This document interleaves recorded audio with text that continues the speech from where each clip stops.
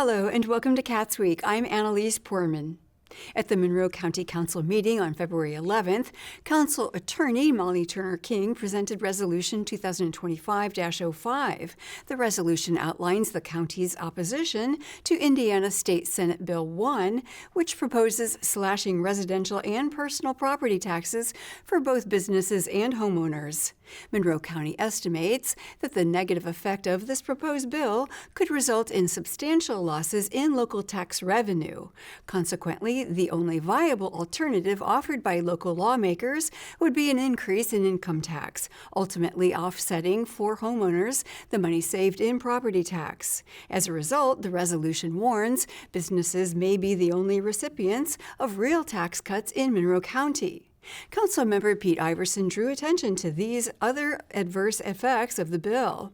This is important for folks to understand that the proposed cuts not only impact what the county councils can do across the state in terms of property tax, but also our maximum growth quotient, and also what seniors are going to be experiencing in every single Indiana county. Turner King pointed out that the General Assembly introduced 93 amendments to the bill on Tuesday morning, which models the resolution's figures for projected effects on revenue for the county.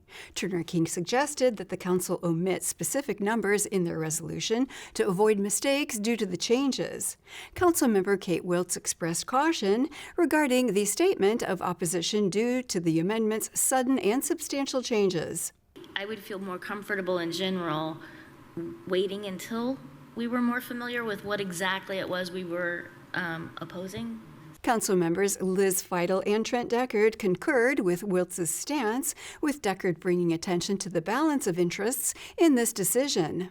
I do agree that we need to hold this so that hopefully we understand it better, but not only that, but the bill only continues to improve. I think relief for property taxpayers is a very important thing, but we also have to fund all of our needs, all of our operations, and I'm hopeful that two things can meet when the General Assembly works this through. Councilmember David Henry encouraged caution and waiting to learn more about the Senate bill, but stated that a resolution will nonetheless have to be reckoned with. Governor Braun has made it clear that he wants us to prove it, and prove the harm of his proposed cuts and what that really means for our communities, our services. And so, yeah, we need a little time to slow roll this a little bit to get the language right, but I would not anticipate it improving in such a way that we would not be making a resolution about it. Councilmember Peter Iverson agreed with Henry's remarks. Despite the current tumult and changes surrounding the bill, Iverson reiterated the responsibility of the council members in assessing the repercussions of the legislation. I agree with my colleagues. This is a moving target, and when you're dealing with these big budgets at counties and what senior citizens are going through in these different counties, you better hit bullseye. Crossley said that she'd like to speak directly with Governor Mike Braun about the impacts of this bill.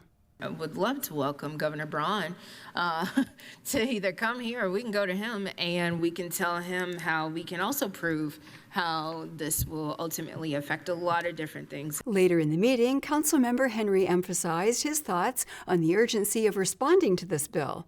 I want to maybe extend upon some of the comments we had during the court reporter discussion about the budget and kind of where we are with activities in Indianapolis. I don't think we can operate too much longer in a vacuum of things that I understand are pipelined from PAC and things that have been decided in the previous year in terms of how departments are working, but there may be a moment, probably sooner than we want to acknowledge, that we need to think about a bit of a strategic pause as we watch what happens in Indianapolis with SB 1 when it comes to some of our local decision making. So I want to say tonight that, you know, while I honor the work that's been done before I got here, a lot has changed since the swearing in of new officers in the state and Organization Day. That this should give us some thought about that. I mean, I work in emergency management consulting for a living. You know, it would be, you know, I think a betrayal of my profession to not be preparing for potential threats and risks and hazards to our county, and whether they're fiscal or otherwise. And so I really think we need to think through that,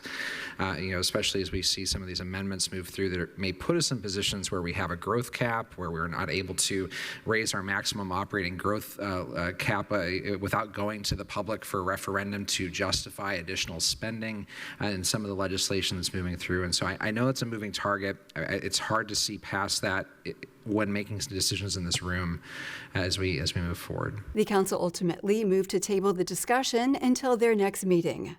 Next, the council heard a resolution supporting broadband equity access and deployment grants.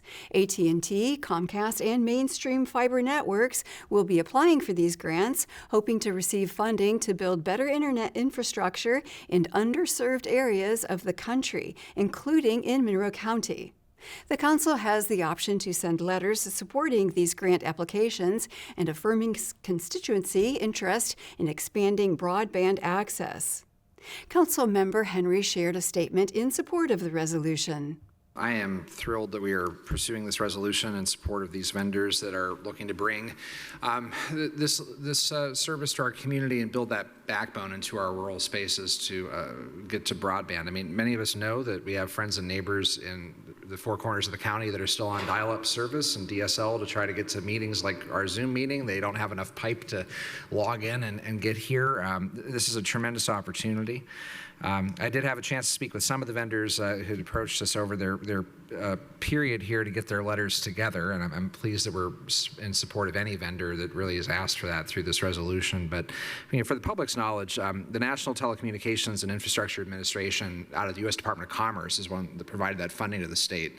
And it is a legacy of the previous presidential administration, the Biden administration, that understands that this is a public good to get rural access. It's no different than some of the great infrastructure projects in our country's history. The council unanimously voted to sign a letter in support of the grant application.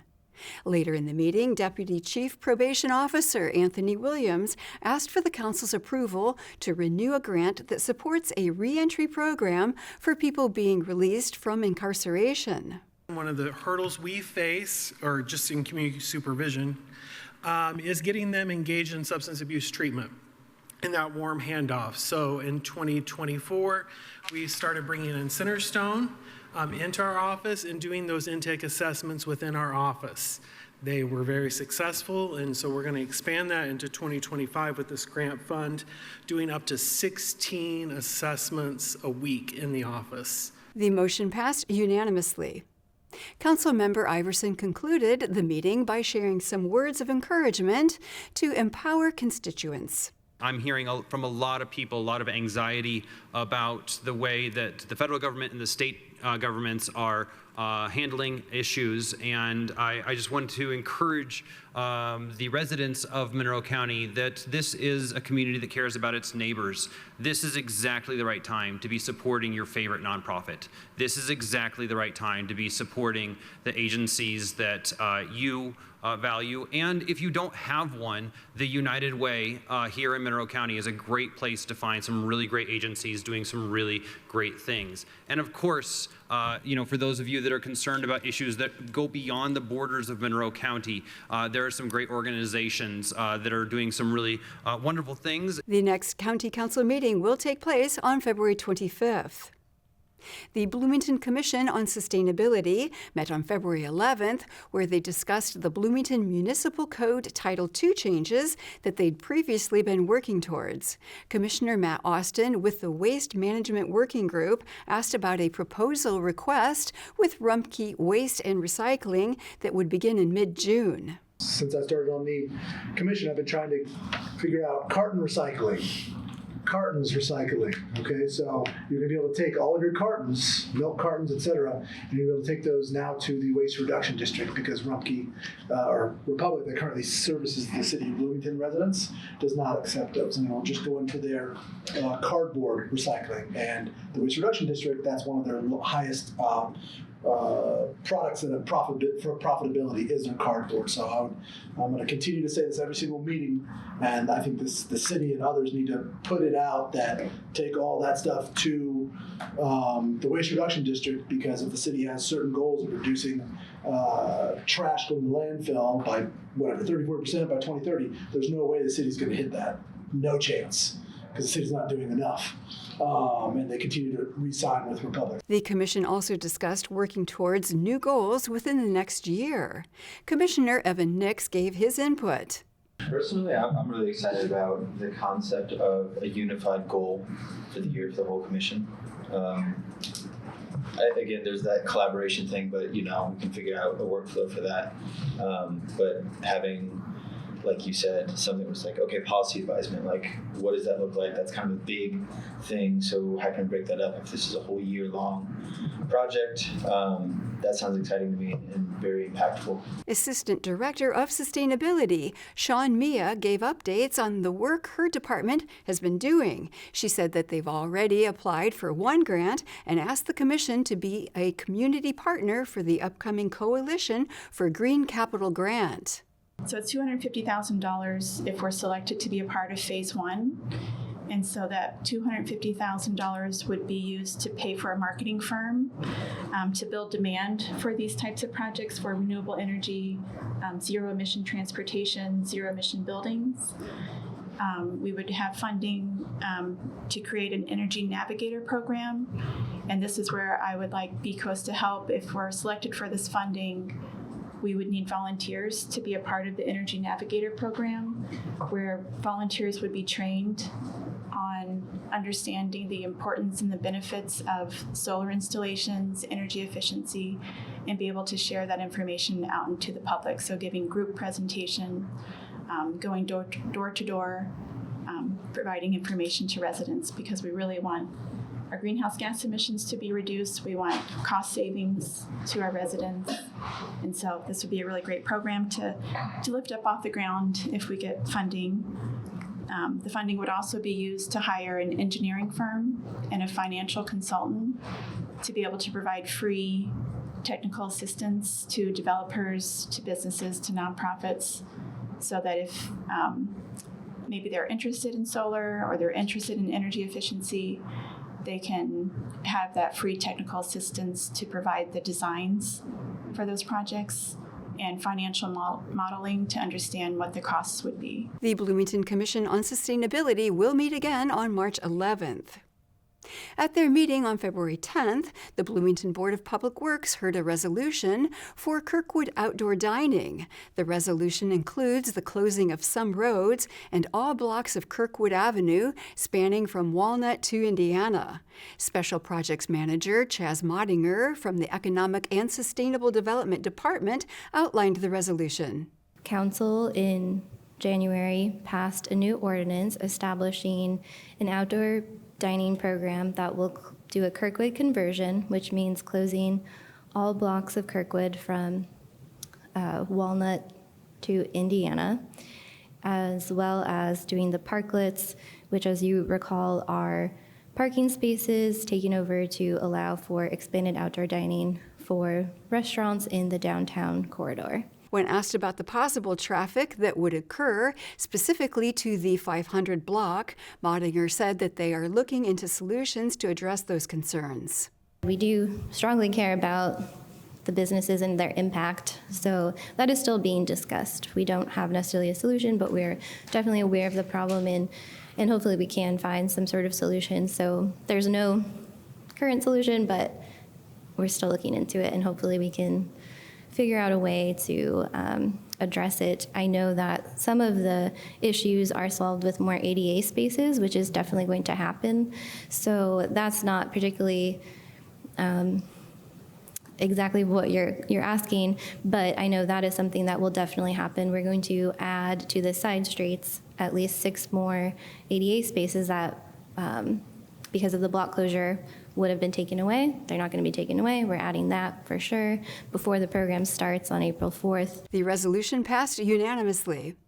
Later, the board heard a request for a sidewalk, protected bike lane, travel lane, and alley closure at the Poplars building site as part of the second phase of the Poplars redevelopment project.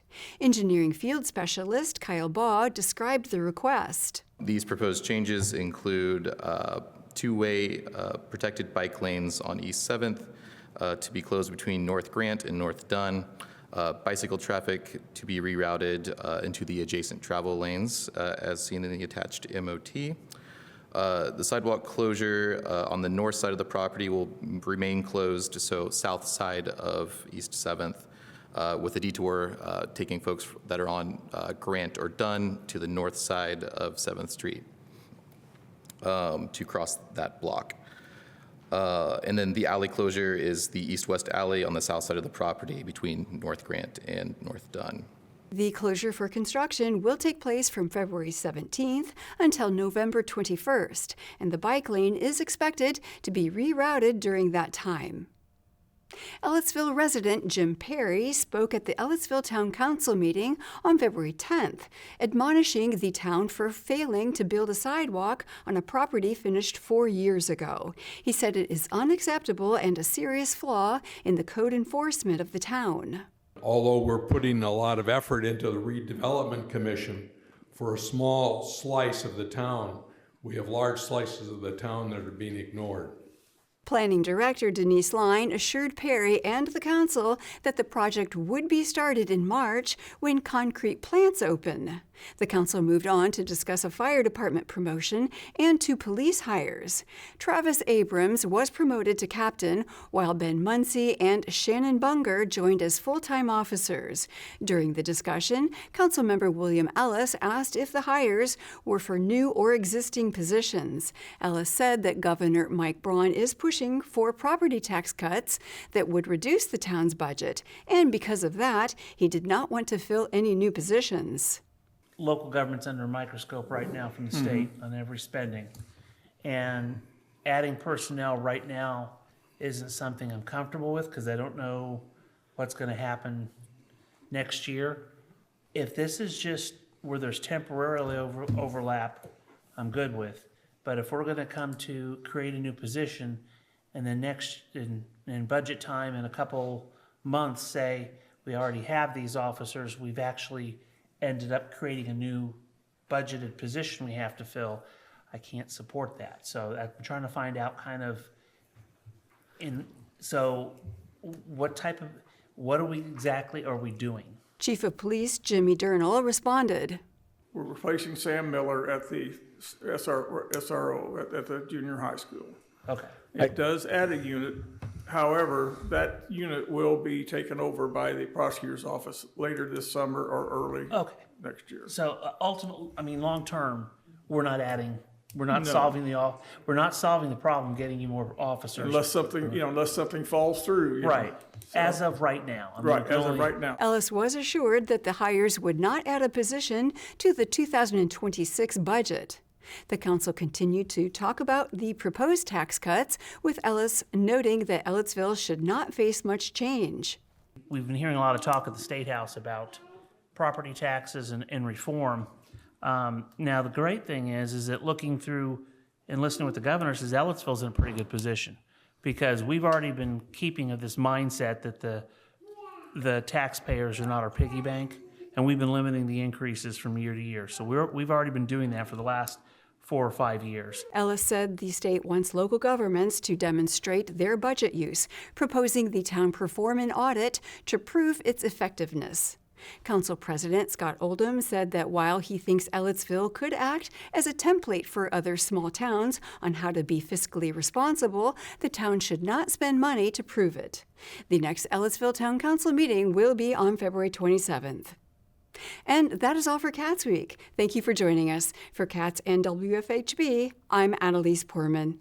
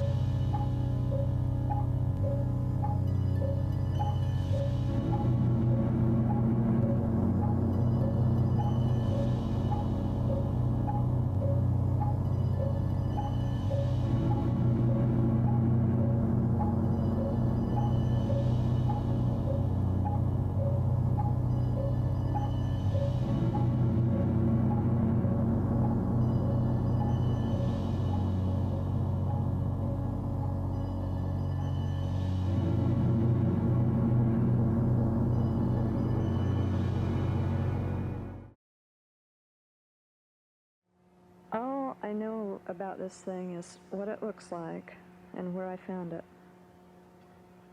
In the spring or early summer of '83, my brother and niece are in the practitioners to expel the waste because in architecture you have volume outside of the body and you have in a very short time. It brings in a great amount of When you come to a painting, it's on a flat surface, but you have all the same.